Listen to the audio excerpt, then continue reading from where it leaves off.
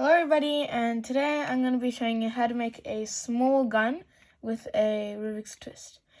So from the start, you're going to count 1, 2, 3, 4, 5, 6, 7 blocks and turn the 8th block 2 times. Alright, now you're going to count 1, 2, 3, 4, 5 blocks and turn the 6th block twice. 1 block, turn this twice.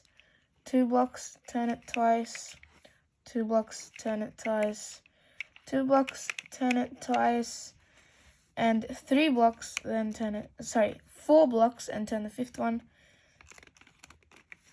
twice. And there you go, you have a small gun.